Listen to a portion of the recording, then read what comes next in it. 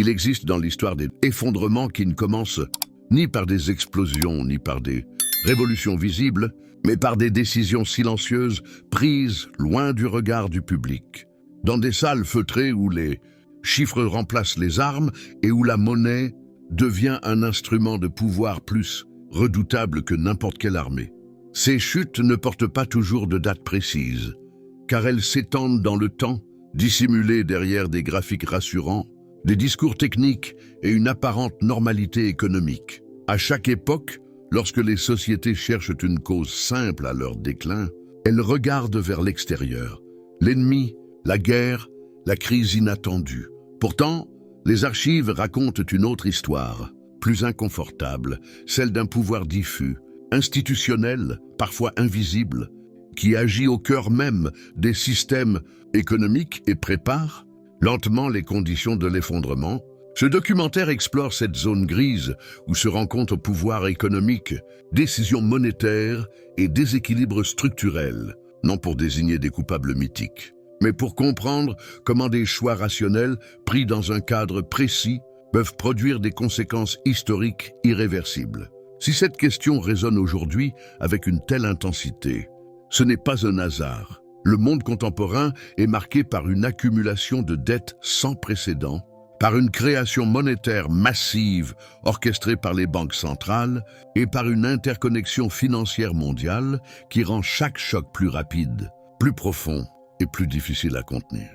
Les rapports du Fonds monétaire international et de la Banque des règlements internationaux soulignent depuis des années l'ampleur des déséquilibres systémiques qui fragilisent les économies, avancées comme émergentes. Dans ce contexte, comprendre les mécanismes du passé n'est pas un exercice académique, mais une nécessité historique.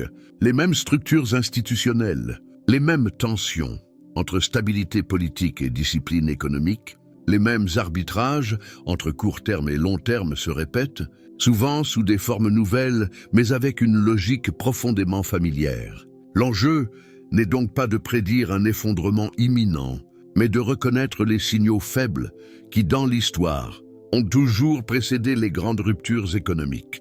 Pour saisir cette dynamique, il faut revenir à des moments où la confiance dans la monnaie s'est fissurée, entraînant avec elle l'ordre social et politique. L'exemple de l'Allemagne, de Weimar, reste l'un des plus étudiés par les historiens économiques après la Première Guerre mondiale, accablée par les réparations imposées par le traité de Versailles. La République allemande recourt massivement à la création monétaire pour honorer ses engagements. Les archives de la Reichsbank et les analyses ultérieures du FMI montrent comment cette décision, initialement perçue comme une solution pragmatique, a déclenché une spirale inflationniste incontrôlable, détruisant l'épargne, la confiance et finalement la stabilité politique. Quelques années plus tôt, la Grande Dépression avait déjà révélé la fragilité d'un système financier mondial fondé sur des déséquilibres de crédit et une régulation insuffisante.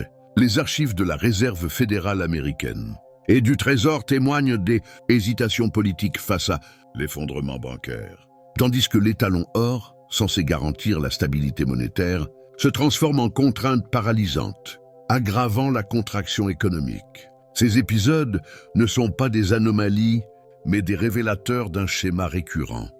Lorsque les structures de pouvoir économique se rigidifient et que la monnaie devient un outil de gestion politique plutôt qu'un socle de confiance, le système tout entier se fragilise. L'histoire des empires offre de multiples illustrations de cette logique. L'Empire romain, souvent analysé sous l'angle militaire, montre aussi les conséquences d'une dégradation monétaire progressive. Les travaux d'historiens économiques ont mis en évidence la réduction continue de la gueneur en argent du denier, une stratégie destinée à financer les dépenses impériales croissantes. À court terme, cette manipulation monétaire permettait de maintenir l'appareil d'État, mais à long terme, elle a sapé la confiance dans la monnaie et accéléré la désintégration économique. Plus près de nous, l'Empire britannique a connu une trajectoire différente, mais tout aussi révélatrice. Après la Seconde Guerre mondiale, le poids de la dette et la perte de domination financière conduisent à l'abandon. progressif de la livre sterling comme monnaie de réserve mondiale. Les accords de Bretton Woods, documentés par les archives du Trésor américain, consacrent alors l'ascension du dollar, marquant un basculement historique du pouvoir économique mondial. Dans chaque cas, la chute n'est pas brutale, mais cumulative, façonnée par des décisions institutionnelles prises dans un contexte de contraintes croissantes. Au cœur de ces effondrements se trouve un mécanisme fondamental, la relation entre dette, monnaie et pouvoir. Lorsqu'un État accumule une dette qu'il ne peut plus financer par la croissance ou la fiscalité, il se tourne vers la monnaie comme variable d'ajustement. La création monétaire, les taux d'intérêt artificiellement bas ou la manipulation des réserves deviennent alors des outils politiques, les données de la banque des règlements internationaux montrent comment ces pratiques modifient les flux de capitaux, déplacent les risques et créent des bulles financières. À court terme, elles stabilisent le système. À long terme, elles concentrent les déséquilibres. Les réserves de change et les sanctions économiques jouent également un rôle clé en redéfinissant les rapports de force géopolitiques et la crédibilité des monnaies. Aujourd'hui, les similitudes avec le passé sont frappantes. Les niveaux de dette publique atteignent des sommets historiques, tandis que les banques centrales interviennent massivement pour soutenir les marchés. Les rapports récents du FMI et de la Fed soulignent la difficulté croissante à normaliser les politiques monétaires sans provoquer de choc majeur. Comme autrefois, ces interventions sont justifiées par l'urgence et la nécessité, mais elles repoussent aussi les ajustements structurels, rendant le système plus dépendant d'un soutien permanent. Parler de pouvoir occulte ne signifie pas invoquer des conspirations, mais reconnaître l'existence de structures institutionnelles complexes où les décisions sont prises loin du débat public. Banques centrales indépendantes, institutions financières internationales, gouvernements soumis à des contraintes électorales. Chacun agit selon des incitations spécifiques, souvent rationnelles à l'échelle individuelle, mais potentiellement déstabilisantes à l'échelle systémique. Les analyses de la RAND et de la Banque mondiale montrent comment ces interactions façonnent les trajectoires économiques, parfois au détriment de la stabilité à long terme. Lorsque ces déséquilibres s'accumulent, l'histoire montre une phase d'accélération. Les cycles se raccourcissent, les crises deviennent plus fréquentes et la marge de manœuvre des décideurs se réduit. Les précédents historiques indiquent que cette phase est souvent marquée par une perte de confiance soudaine. Difficile à anticiper mais dévastatrice lorsqu'elle survient. La grande vérité révélée par des siècles d'histoire économique est que la chute n'est jamais causée par un seul acteur ou une seule décision. Elle est le produit d'un système où le pouvoir économique, lorsqu'il se détache de la responsabilité et de la transparence, finit par miner ses propres fondations. Comprendre le lien entre pouvoir occulte et chute économique, c'est accepter que les effondrements ne sont ni inévitables ni accidentels, mais le résultat de choix cumulés dans le temps. L'histoire ne se répète jamais à l'identique, mais elle rime, et dans ces rimes se trouvent les leçons les plus précieuses pour ceux qui cherchent à lire le présent à la lumière du passé. La suite du récit s'inscrit dans cette continuité historique, là où les cycles économiques cessent d'être de simples abstractions statistiques pour devenir des forces tangibles qui façonnent les sociétés, les régimes politiques et la vie quotidienne des populations. Lorsque la confiance commence à se fissurer, ce ne sont pas immédiatement les institutions qui vacillent, mais le lien invisible entre la monnaie et la croyance collective qui lui donne sa valeur. Les historiens économiques ont souvent souligné que toute monnaie repose, au-delà de ses garanties formelles, sur un consensus social implicite, l'idée partagée qu'elle conservera son pouvoir d'achat demain. Lorsque ce consensus se fragilise, les réactions sont rarement rationnelles. Les capitaux cherchent refuge, les flux se déplacent brutalement et les États se retrouvent contraints d'intervenir dans l'urgence. Les archives de crise monétaire du XXe siècle montrent que cette perte de confiance agit comme un accélérateur historique. En Amérique latine, dans les années 1980, l'explosion de la dette souveraine a entraîné une décennie de stagnation économique, documentée par la Banque mondiale et le FMI. Les gouvernements, pris entre les exigences des créanciers internationaux et la pression sociale intérieure, ont souvent opté pour des politiques d'austérité qui, si elles visaient la stabilisation macroéconomique, ont profondément transformé le tissu social et politique de ces pays. Ce schéma révèle une constante. Plus un système économique devient complexe et interconnecté, plus ses points de rupture sont difficiles à identifier à l'avance. Les décisions prises par une poignée d'acteurs institutionnels peuvent, par effet domino, produire des conséquences globales. Les marchés financiers modernes, amplifiés par la technologie et la vitesse de circulation de l'information, rendent ces dynamiques encore plus rapides et plus imprévisibles que par le passé. À ce stade du cycle, le pouvoir économique ne se manifeste plus seulement par la capacité à créer ou à réguler la monnaie, mais par l'aptitude à influencer les attentes. Les discours des banques centrales, les communiqués officiels, les signaux envoyés au marché deviennent des instruments aussi puissants que les taux d'intérêt eux-mêmes.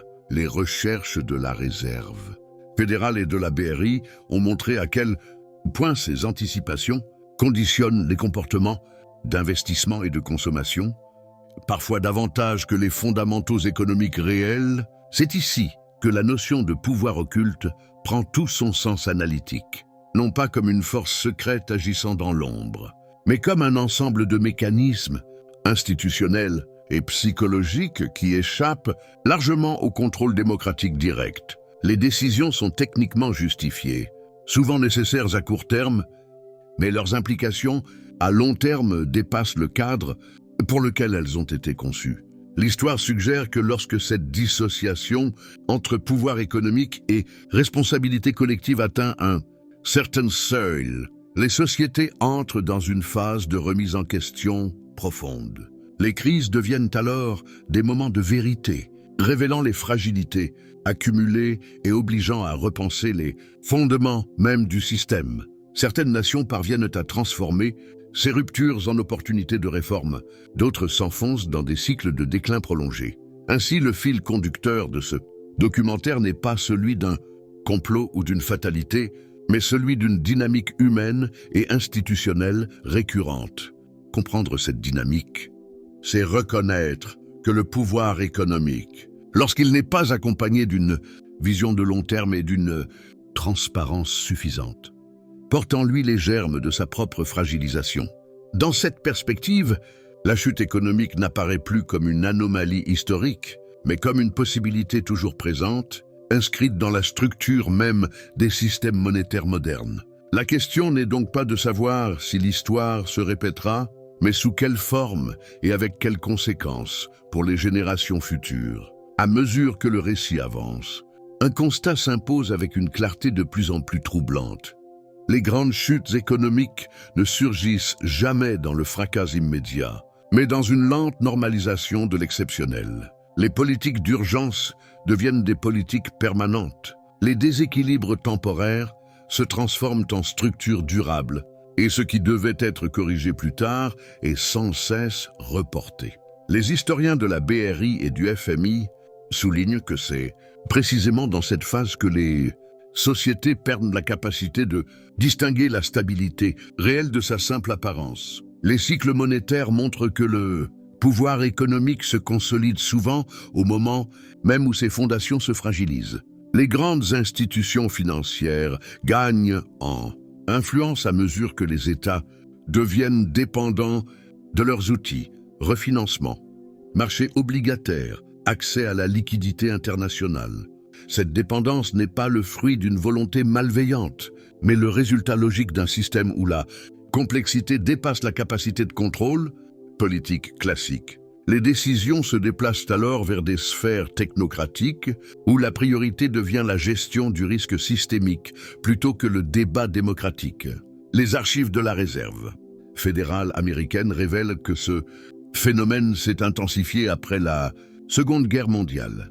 La construction de l'ordre monétaire international, censé garantir la stabilité, a progressivement centralisé le pouvoir financier autour de quelques institutions clés. Le dollar, devenu monnaie de réserve mondiale, a conféré aux États-Unis une capacité unique à financer leurs déficits mais a aussi créé une asymétrie structurelle entre nations. Cette configuration, analysée par de nombreux économistes, a renforcé un équilibre fragile où la confiance mondiale repose sur la solidité perçue d'un seul centre monétaire. Lorsque cet équilibre est contesté, les réactions sont rarement progressives.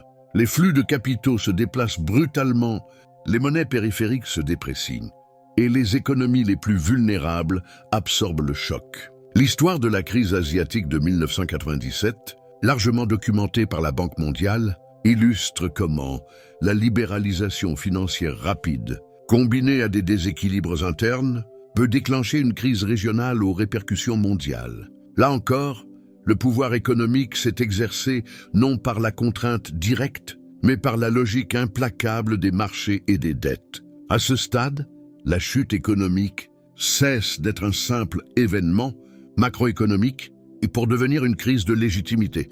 Les populations perçoivent l'écart croissant entre les discours officiels et leur réalité quotidienne. La monnaie perd sa fonction de repère stable, les prix deviennent imprévisibles et la confiance dans les institutions s'érode. Les études sociopolitiques montrent que cette perte de confiance précède souvent des transformations politiques majeures, parfois pacifiques, parfois violentes. C'est ici que l'histoire rejoint le présent. Les politiques monétaires non conventionnelles, mises en œuvre après les crises financières récentes, ont permis d'éviter un effondrement immédiat, mais au prix d'une expansion sans précédent des bilans des banques centrales. Les analyses de la BRI indiquent que cette situation crée une dépendance structurelle. Revenir en arrière devient politiquement et économiquement coûteux. Chaque tentative de normalisation risque de provoquer des turbulences, renforçant l'idée que le système ne peut plus fonctionner sans soutien constant. Dans ce contexte, le pouvoir occulte n'est pas celui d'acteurs cachés, mais celui d'un système devenu trop vaste pour être réformé facilement. Les décisions sont prises pour éviter le pire, mais elles repoussent aussi la résolution des déséquilibres fondamentaux. L'histoire enseigne que ces périodes d'attente sont souvent les plus dangereuses, car elles nourrissent l'illusion de contrôle tout en préparant des ajustements plus brutaux. La trajectoire des empires passés montre que le moment décisif survient lorsque la société réalise que la croissance promise ne reviendra pas sous sa forme ancienne. Ce basculement psychologique marque la fin d'une ère. La chute économique, dès lors, n'est plus seulement une question de chiffres, mais une rupture dans la manière dont une civilisation se projette dans l'avenir. C'est dans cette prise de conscience collective que se joue la dernière phase du cycle.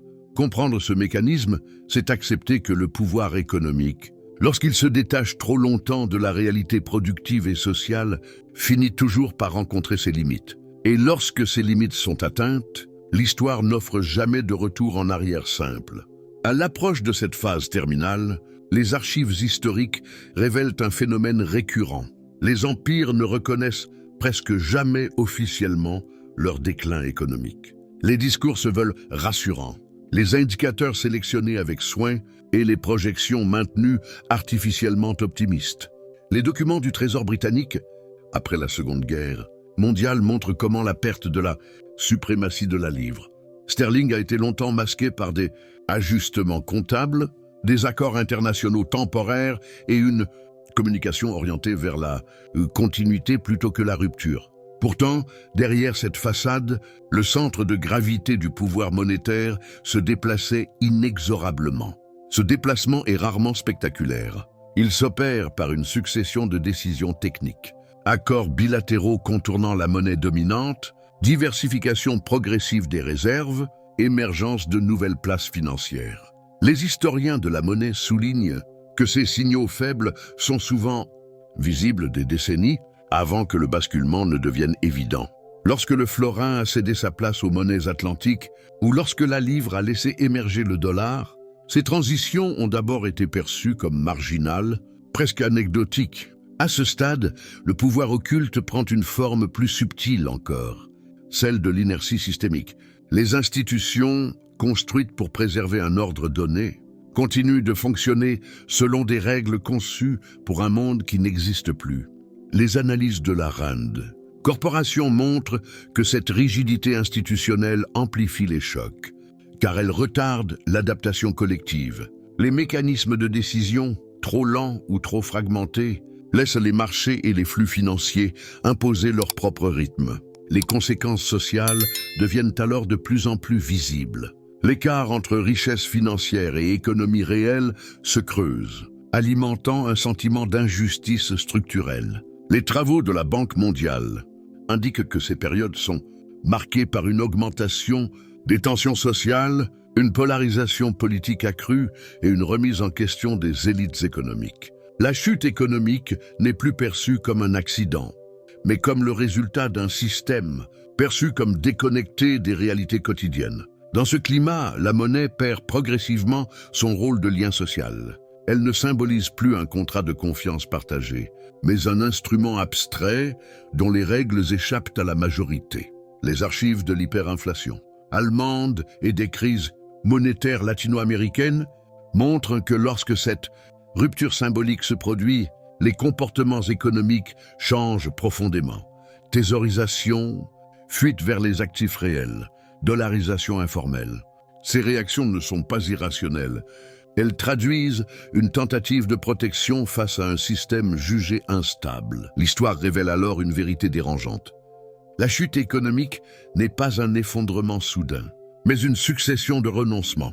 Renoncement à la discipline budgétaire, renoncement à la transparence, renoncement à l'idée que la monnaie doit refléter une base productive solide. Chaque renoncement semble mineur pris isolément, mais leur accumulation crée une trajectoire difficilement réversible. C'est précisément dans cette accumulation que se niche la dimension la plus profonde du pouvoir. Le pouvoir économique durable n'est pas celui qui impose, mais celui qui façonne les contraintes du possible. Lorsque ces contraintes deviennent incompatibles avec la réalité, sociale et productive, l'ajustement ne peut être que brutal. Les cycles étudiés par le FMI montrent que plus longtemps cet ajustement est retardé, plus son coût final est élevé. À l'issue de ces cycles, certains empires parviennent à se transformer, d'autres disparaissent comme centres de pouvoir. La différence ne réside pas dans la taille de leur économie ou la sophistication de leurs institutions, mais dans leur capacité à reconnaître les limites de leur système monétaire avant qu'il ne soit trop tard. Ceux qui réussissent acceptent des pertes, réforment en profondeur et reconstruisent la confiance. Ceux qui échouent persistent dans l'illusion du contrôle. Le fil conducteur de cette histoire est clair.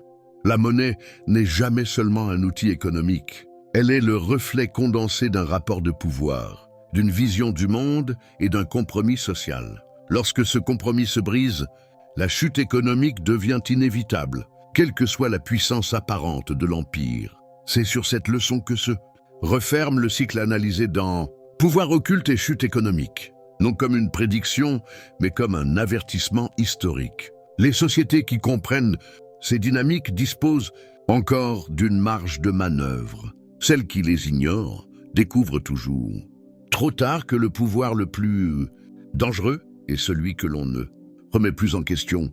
À ce point ultime du récit, l'histoire économique cesse d'être une simple succession d'événements pour devenir une grille de lecture du présent. Les archives du FMI et de la Banque des règlements internationaux montrent que les grandes ruptures monétaires ne se produisent jamais dans le vide. Elles surviennent lorsque l'écart entre la puissance affichée et la réalité économique devient trop important pour être masqué. Les statistiques, longtemps interprétées de manière isolée, finissent par converger vers un même constat. Croissance artificielle, dette structurelle, dépendance accrue aux mécanismes financiers plutôt qu'à la production réelle. Ce moment est rarement identifié comme tel par ceux qui le traversent. Les responsables politiques parlent de transition, d'ajustement temporaire ou de modernisation nécessaire. Pourtant, les historiens savent que ces mots ont accompagné toutes les grandes fins de cycle. À la veille de la chute de l'Empire espagnol, les flux d'argent du Nouveau Monde masquaient l'effondrement productif intérieur. À la fin de l'Empire soviétique, les indicateurs industriels continuaient d'être publiés alors que le système monétaire interne avait déjà perdu sa fonction de signal économique fiable. Le pouvoir occulte dans ce contexte ne désigne pas une entité secrète, mais un phénomène plus insidieux.